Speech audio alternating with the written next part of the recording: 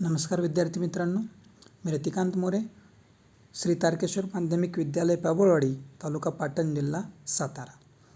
तर आपण पार्ट 1 आणि पार्ट 2मध्ये हेलन केलर आणि ॲनी सुलिव्हन यांच्यामध्ये कसा बॉन्ड तयार झाला आणि त्या कशा एकमेकांना छान ओळखायला लागल्या हे पाहिलं होतं. पार्ट 1मध्ये आपण त्यांच्यामध्ये त्यांची भेट कशी झाली आणि पार्ट 2मध्ये त्यांना शिकवण्याचा प्रयत्न कसा केला इथपर्यंत आपण पाहिलेलं आहे. सो पार्ट 2च्या शेवटी आपण पाहिलं होतं की ॲनी सुलिव्हन त्यांना शिकवण्याचा प्रयत्न करत होत्या मग आणि वॉटर याच्यातला फरक. Okay, there was a tussle, एक शब्द आला होता आपल्याला टसल, की त्या दोघांमध्ये थोडंसं आर्ग्युमेंट झालं होतं त्या शब्दावरून. ठीक आहे. So now come to the next paragraph. We walk down the path to the well house attracted by the fragrance of the honeysuckle with which it was covered. Okay, so बघा पुढं काय झालेलं आहे. जसं काय त्यांना ते थोडं टसल झालं की पाणी आणि त्यातला फरक कळत नाही, मग तिनं ती डॉल फेकून दिली. मग त्याचे जे फ्रेगमेंट्स आहेत, तुकडे आहेत, त्याचे पायाला लागल्यानंतर मॅडमनं ते स्वीप केले, बाजूला जे हार्टच्या बाजूला ठेवले, म्हणजे शेकोटीच्या बाजूला ते ढकलले आणि त्याच्यानंतर तिच्या डोक्यावर हॅट ठेवली आणि हिच्या लक्षात आलं की now we R going outside होते, आता पण बाहेर चालले होते, लक्षात आलं. आणि मग पुढं सांगितलं आहे काय, we walk down to the path to the well house, म्हणजे विहीर घर जे असतं तर त्या ठिकाणी आम्ही काय झालो, दोघी निघालो, त्या रस्त्यानं चाललेलो मला लक्षात आलं. आणि attracted by the fragrance of the honeysuckle with which it was covered, आणि तो जो रस्ता होता तो हनीसकलची ज्या काही वेली होत्या त्या वेलींनी काय झालं, तो भरून गेला होता आणि त्याच्या सुवासाच्या दिशेनं जणू आम्ही काय करत होतो, चालत होतो. म्हणजे त्या सुवासाच्या ओढीनं, अट्रॅक्शननं, त्याच्या आकर्षणानं आम्ही पुढं चालत होतो. Someone was drawing water and my teacher placed my hand under the spout. कोणीतरी पाणी काय करत होतं, त्याच्यातून काढत होतं. अँड माय टीचर, आणि मॅडम काय करत होत्या, placed my hand under the spout, तो जो आपण हापसा किंवा जो नळ असतो त्या नळाचा जो पुढचा भाग आहे जिथून पाणी पडतं, तर त्याच्या खाली माझा हात काय केला होता, या ठिकाणी चित्रात दाखवल्याप्रमाणे मॅडमनं माझा हात काय केला, त्या स्पाउट खाली किंवा त्या पंप खाली काय केला होता, धरला होता. As the cool stream gushed over one hand she spelt in to the other the word water, first slowly then rapidly. Okay, so पहिला हात माझा, एक हात त्यांना हातामध्ये घेतला आणि त्या स्पाउटच्या खाली धरला, आणि नेक्स्ट जो दुसरा हात माझा शिल्लक राहिलेला आहे, दुसऱ्या हातावर त्यांना काय केलं बघा, as cool stream gushed over one hand, म्हणजे जसं काय त्या पाण्याचा जो काही प्रवाह आहे किंवा तो काय येणारं जे पाणी आहे, तर ते पाणी जसं काय माझ्या एका हातावर पडत होतं, त्याच वेळेला मॅडमनी काय केलं पहा, तर दुसऱ्या हातावर she spelt in to the other word water, दुसऱ्या हातावर त्यांना काय केलं, शब्द लिहिला, WAT. आता जो वॉटरचं जे स्पेलिंग आहे ते स्पेलिंग काय केलं मॅडमने त्याच्या हातावरती, पहिल्यांदा कसं म्हटलं बघा, फर्स्ट स्लोली देन रॅपिडली, म्हणजे पहिल्यांदा सावकाश त्या स्पेलिंग काय केलं त्यांना लिहिलं आणि नंतर काय केलं, तेच स्पेलिंग थोडंसं फास्ट लिहिलं, भरभर लिहिलं. I stood still, my whole attention fixed upon the motion of her fingers, आणि मग मी थोडी स्तब्ध झाले, शांत झाले. आणि माय होल अटेन्शन, माझं पूर्ण लक्ष कशावरती गेलं आहे, तर upon the motion of her fingers, तिच्या बोटांची जी हालचाल आहे, त्याच्या बोटांची जी गती आहे त्या गतीकडं माझं लक्ष गेलं. Suddenly I felt misty consciousness as of something forgotten, a thrill of returning thought and somehow the mystery of language was revealed to me. बघा आता पुढं काय झालं की, आणि अचानक माझ्या डोक्यात विचार आला, काय बघा, मिस्टी कॉन्शियसनेस म्हणजे काय, की अस्पष्टशीची मला एक काहीतरी जाणीव झाली. कशाची, something of forgotten thrill of returning thought, म्हणजे जे विचारांचे जे काही ये जा विचारांची होत होती त्या विचारांची मला काय झाली, प्रखर जाणीव, अचानकपणे मला त्या विचारांची जाणीव झाली. And somehow the mystery of language, आणि रहस्य, कशाचं रहस्य, तर भाषेचं रहस्य, रिव्हेल्ड म्हणजे काय गेलं, उकलत गेलं, म्हणजे भाषा नेमकी कशी तयार झाली हे माझ्या लक्षात येत गेलं. म्हणजे आजपर्यंत मी फक्त त्या फिंगर प्ले म्हणजे फक्त बोटांचा खेळ ऐकत होते, पाहत होते, जाणवत होते मी, म्हणजे माझ्या फक्त तोच फिंगरचा जो फक्त खेळ मला आत्तापर्यंत जाणवत होता. पण मला आता लक्षात आलं की ma'am is teaching me what thing you are feeling, कोणती गोष्ट तू फील करते हे सांगण्याचा मॅडम प्रयत्न करत होत्या. आणि हे मला आता चांगल्या पद्धतीनं त्या भाषेचं गूढ मला काय झालं चांगलं समजलं. I knew then that water mean the wonderful cool something that was flowing over my hand. आणि आत्ता माझ्या लक्षात आलं की मॅम जे लिहित आहेत तेच माझ्या हातात देत आहेत किंवा तेच माझ्या हातावर टाकतायत. मग आत्ता जे वॉटर स्पेलिंग मॅडमनं लिहिलं आहे तर त्या गोष्टीचं आहे की जी वस्तू माझ्या आता हातावरती पडत आहे. ओके, म्हणजे आत्ताशी तिच्या लक्षात आले. खरं तर तिच्या हातात डॉल दिली होती, DOLL लिहिलं होतं, पण तरी फक्त तो एक खेळ म्हणून ती खेळत होती. पण आता तिच्या लक्षात आलं की yes, ma'am is teaching me the language, she is trying to tell me this is the thing which I have written on your hand. मी तुझ्या हातावर जे लिहिते आहे तीच वस्तू मी तुझ्या हातात देते आहे हे सांगतायत, हे माझ्या आत्ताशी लक्षात आलं. देन पुढं काय झालं बघा. That living word awakened my soul, gave it light, hope, joy, set it free. आणि ह्या विचारांनी the living word awakened my soul, आणि ह्या ज्या सजीव घटकांनी, ह्या ज्या सजीव जग आहे बाजूचं किंवा ह्या सजीव शब्दांनी, म्हणजे ह्या शब्दांना बघा सजीव का म्हटलंय, कारण त्या शब्दांची आता जाणीव व्हायला लागली. ओके, मग त्या सजीव शब्दांनी काय केलं तर माझा आत्मा जो आहे तो जागृत केला, मला माझ्या आयुष्यात प्रकाश देण्याचं काम केलं, माझ्यात होप्स जाग्या केल्या, आशा पल्लवित केल्या, माझ्यात आनंद आणला आणि सेटेड फ्री. आणि त्या सगळ्या गोष्टी आता बंधनमुक्त झाल्या. Means it has limit. Now I understood that की the word has no limit. हे शब्द मला कितीतरी शिकता येतील अशा पद्धतीनं हे माझ्या लक्षात आलं. There were barriers still, it is true, but barriers that could in time be swept away. आणि मला हेही कळत होतं की there are many barriers ahead, खूप सारे अडथळे पुढं आहेत. It is true, but barriers that could in time be swept away. पण हे सुद्धा अडथळे काही कालावधीनंतर काय होणार आहेत, निघून जाणार आहेत, हे सुद्धा माझ्या लक्षात येत होतं. मग आता कोणते अडथळे. It was easy. Okay, it means that की सपोज डॉल हा शब्द लिहिला आहे, मग त्याच वेळेस डॉल हातात दिलेली आहे. ठीक आहे, पण अशा खूप साऱ्या गोष्टी आहेत की ज्या कशा आहेत, इमॉरल, ज्याला आपण काय म्हणूयात की अमूर्त आहेत. त्या गोष्टींची जाणीव कशी करून देणार. ठीक आहे, हवा ही कन्सेप्ट कशी समजून सांगणार. म्हणजे अशा खूप साऱ्या गोष्टीत, काही गोष्टी मी हातात घेऊन शिकू शकते पण सगळ्याच गोष्टी तशा होणार नव्हतं. परंतु तरीसुद्धा काही दिवसानंतर ह्या गोष्टी नक्कीच दूर होणार होत्या ह्याचा विश्वास तिच्या मनामध्ये येत राहिला. ओके, खाली हार्ड वर्ड्स पण आहेत आणि खाली एक क्वेश्चन आहे बघा. Read aloud the paragraph we walk down पासून कुठपर्यंत be swept away using proper intonation. म्हणजे तुम्हाला व्यवस्थित चढ उतार वाचनातले, ठीक आहे, त्याचबरोबर उच्चार व्यवस्थित करून तो पुन्हा एकदा वाचायला सांगितलं आहे. Next, I left the well house eager to learn. आणि मी आता ते विहीरघर सोडलं कशाच्या हिशोबाने की चला आता माझ्यात उत्साह निर्माण झाला आहे, कशाचा, मला शिकायचं आहे. ओके, म्हणजे शिकण्याच्या घाई गडबडीमध्ये मी काय केलं, जिथं आम्ही गेलो होतो ती जागा आम्ही काय केली, सोडली आणि मी आता माझ्या मूळ ठिकाणाकडे मी चालायला लागले, यायला लागले. Everything had a name and each name give birth to new thought. आणि माझ्या आता लक्षात आलं की in this surrounding everything has its own name. प्रत्येक गोष्टीला स्वतःचं नाव आहे. And each give the birth to my new thoughts. आणि प्रत्येक गोष्टीला हात केलं की आपल्या डोक्यात काहीतरी येते, दॅट इज कॉल्ड थॉट. त्यालाच आपण विचार म्हणतोय आणि त्या विचारांनी काहूर माजलं जाते. तेच विचार माझ्या मनामध्ये येत आहेत, हे माझ्या आता लक्षात यावं लागलं. As we return to the house every object that I touch seem to quiver with life. आणि when I was returning to the house, मी जेव्हा घराकडे येत होते, so every object, every non living objects are touching with me. म्हणजे माझ्याशी त्या touch करायच्या आणि जणू त्या जिवंतपणा दाखवायच्या, त्या थरथरायच्या मला हात लावताना, म्हणजे आम्हीसुद्धा जिवंत आहोत हे सांगण्याचा त्या प्रयत्न करत होत्या.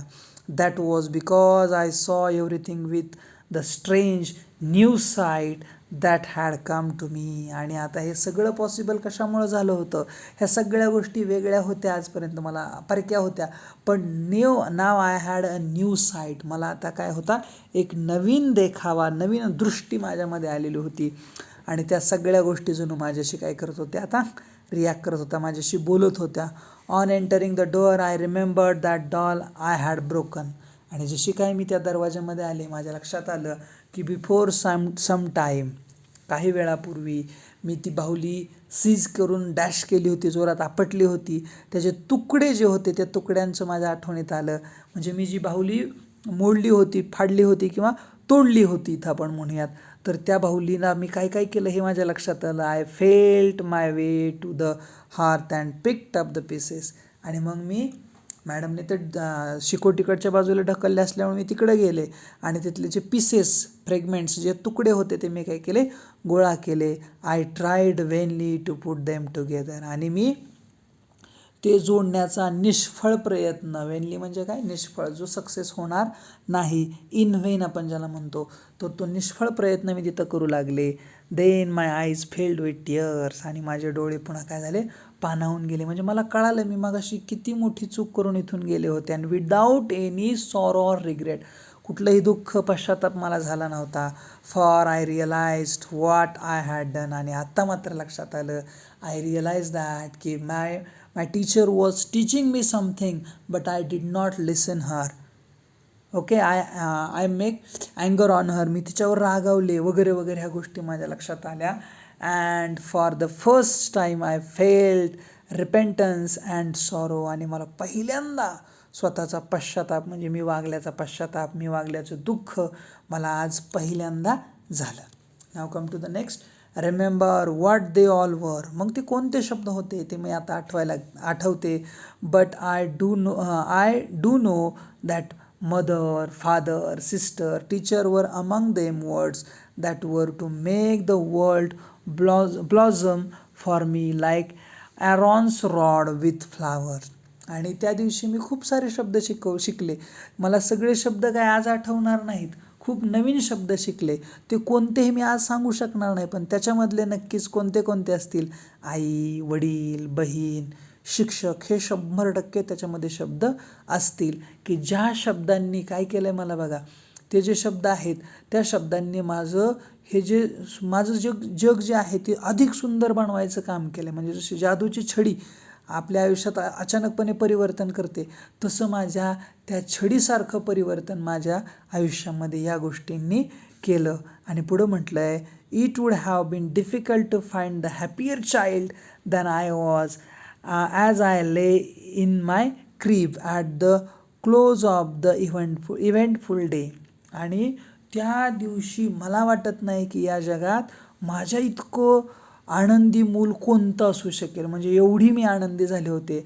आणि त्या आनंदाच्या बहारातच मी माझ्या क्रीब म्हणजे काय, खाट, त्या खाटेवर येऊन काय झाले, पहुडले, त्या खाटेवर येऊन झोपले. आणि पुढं म्हटलं आहे, and lived over the joys it had brought मी. आणि मी काय करू लागले बघा, की माझ्यासाठी दिवसभरात जे काही घडलं होतं त्या सगळ्या गोष्टी मी काय करायला लागले, आठवायला लागले, त्या गोष्टी मी जाणवायला लागले. आणि त्याच आनंदात मी काय केले, तिथं झोपी गेले. Had brought me and for the first time long for new day to come. आणि आज आयुष्यात पहिल्यांदा मी झोपते कशासाठी, तर उद्याच्या नवीन दिवसाची सुरुवात नव्या जोमाने, नव्या दमाने करायचे, अशासाठी मी झोपते. म्हणजे आजपर्यंत मी झोपत होते म्हणजे काय, मी अशीही काळोखातच होते, मी झोपेतच होते कायम. पण आजची झोप ही मला उद्या काहीतरी शिकायचं आहे या गोष्टीसाठीची आजची झोप मला जाणवली होती. So this is the speech written, it is by Helen Keller. त्यांचं स्वतःचं स्पीच आहे, त्यांना सांगितलेलं, फक्त हे ट्रान्सफर करताना त्यांच्या मॅडमनं ते सांगितलेलं होतं. ठीक आहे. या व्हिडिओच्या शेवटी मी तुम्हाला त्यांची लिंक पण देईल, हे त्यांचं जे भाषण झालं तर त्या भाषणाची. ठीक आहे. Helen went on become to a graduate cum laude from Radcliffe. Okay, तर त्या युनिव्हर्सिटीतून त्यांनं ग्रॅज्युएट अगदी चांगल्या गुणांनी कंप्लीट केलं. She then devoted the rest of her life to teaching and giving hope to the blind and deaf. बघा, मी ज्या संकटातून, मी ज्या संघर्षातून तयार झाले, असा संघर्ष करणारे हजारो मुलं आहेत. आणि त्या मुलांसाठी मी माझं आयुष्य डिव्होट करेल, त्या मुलांसाठीच मी माझं आयुष्य काय करेल, राहिलेलं रेस्ट ऑफ हर लाईफ तिनं स्वतःचं आयुष्य घालवलं त्याच मुलांसाठी. म्हणजे जशी ब्लाइंड आहे, डीफ आहेत, त्या मुलांसाठी तिनं स्वतः त्या कामाला तिनं आपलं काम समजलं. As her teacher had done. जे काम तिच्या मॅडमनं म्हणजे ॲनी सुलिव्हन यांनी केलं होतं. She and Annie remained friends until Annie's death. म्हणजे जोपर्यंत ॲनी यांचा मृत्यू होत नाही तोपर्यंत त्या दोघी बरोबर राहिल्या, कायम बरोबर राहिल्या. म्हणजे अगदी सावलीसारख्या त्या मॅडम, शिक्षक असणाऱ्या मॅडम तिच्याबरोबर राहिल्या आणि तिला सावरलं. आणि त्याबरोबर तुझ्यासारख्या बऱ्याचशा मुली आहेत, तुझ्यासारखी बरीचशी मुलं आहेत, त्यांनासुद्धा आपण त्यांच्यासाठी काही करू शकतो का, ही गोष्ट त्यांना तिच्या मनामध्ये ते विचारांचं बीज पेरलं आणि त्याच्यातून त्यांना खूप मोठं काम त्यांना केलं.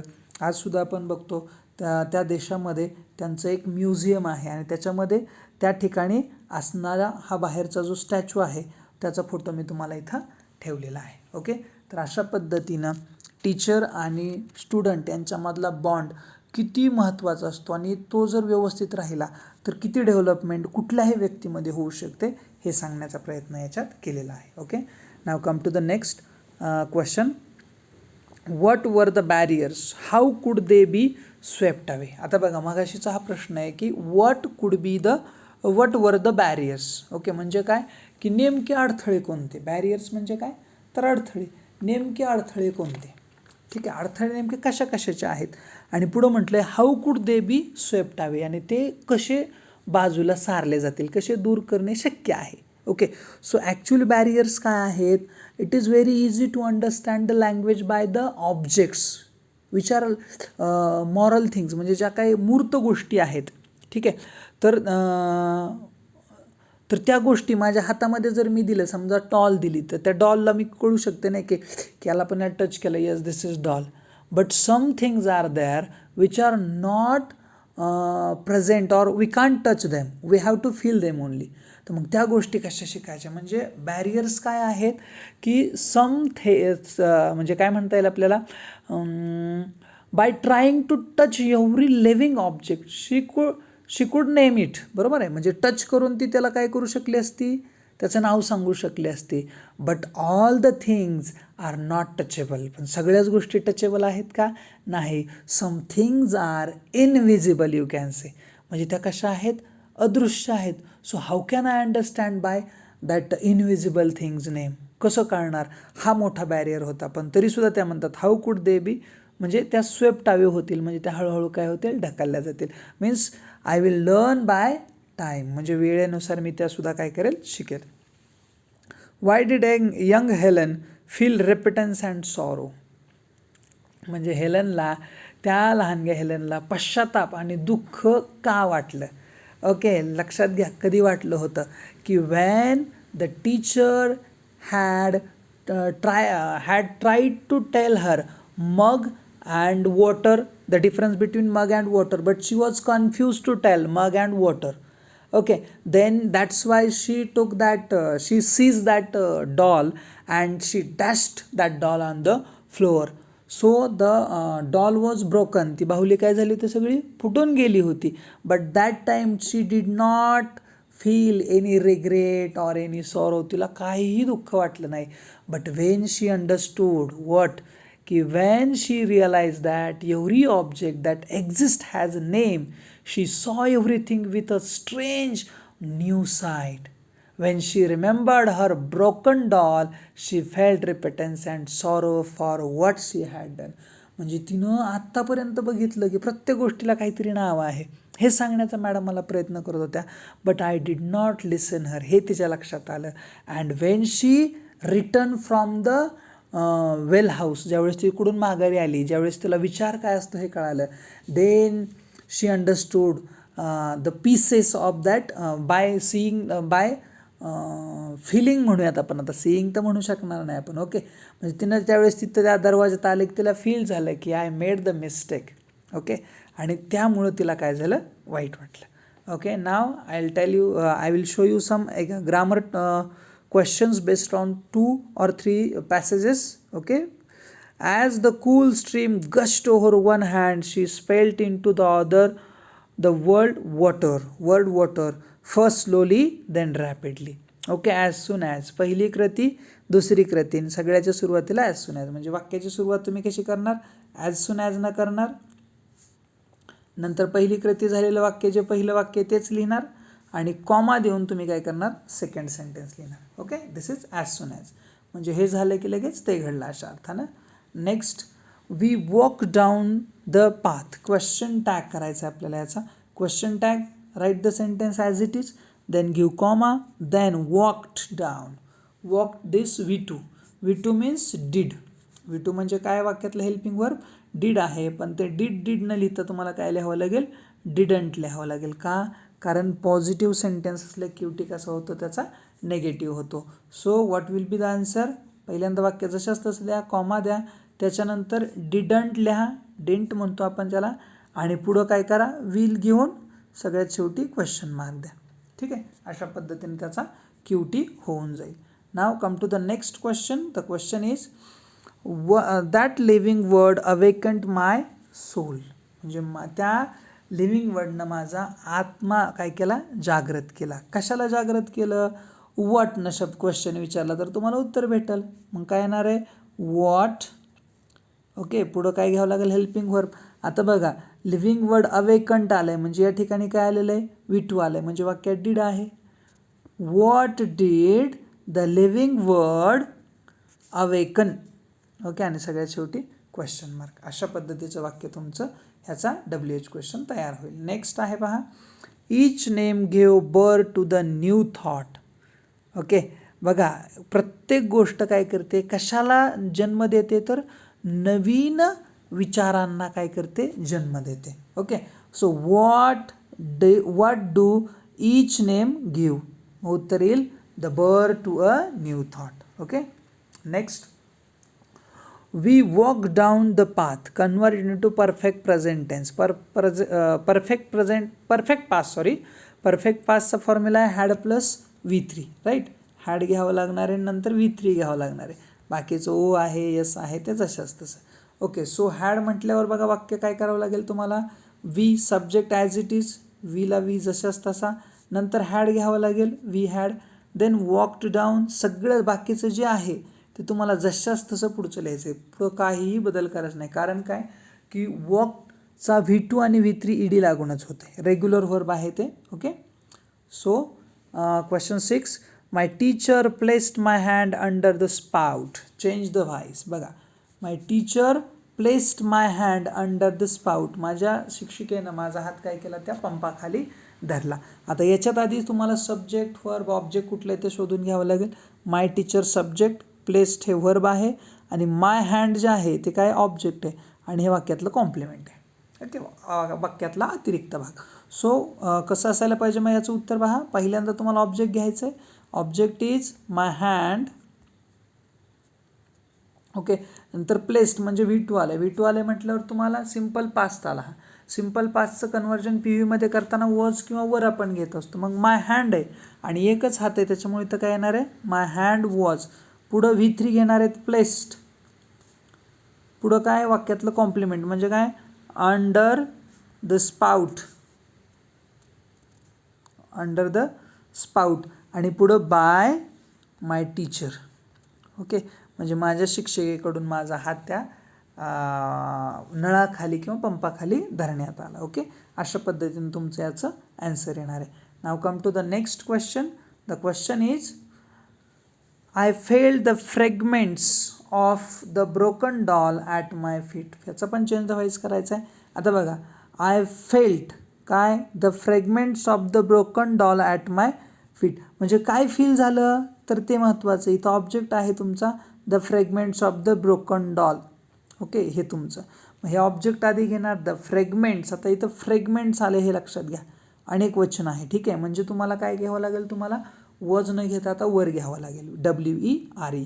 सो काय व्हायला पाहिजे वाक्य? बघा, the fragments of the broken doll were felled by me at my feet. ठीक आहे, किंवा हे मध्ये जरी वापरलं तुम्ही ॲट माय फीट कॉम्प्लिमेंट तरी काही फरक पडणार नाही. ओके, नेक्स्ट आहे, for the first time I felled repentance and sorrow. पहिल्यांदा मला जाणवलं. काय जाणवलं? तर दोन गोष्टी आहेत. पहिले आहे रेपेंटन्स आणि दुसरी आहे सॉरो. मग पहिल्याच्या आधी नॉट ओनली, दुसऱ्याच्या आधी बट ऑल्सो. म्हणजे वाक्य कसं यायला पाहिजे बघा, for the first time I felt not only repentance but also sorrow. म्हणजे फक्त पश्चातापच नाही तर मला त्याचं दुःखसुद्धा झालं. अशा पद्धतीनं तुमचा जो लेसन आहे तो 3 पार्टमध्ये आपण संपवलेला आहे. In last part we will see English workshop, right. Okay. जर व्हिडिओ आवडला असेल तर नक्की लाईक करा, शेअर करा तुमच्या मित्रांबरोबर आणि चॅनलवर नवीन असाल तर प्लीज सबस्क्राईब करा. ओके. थँक्यू.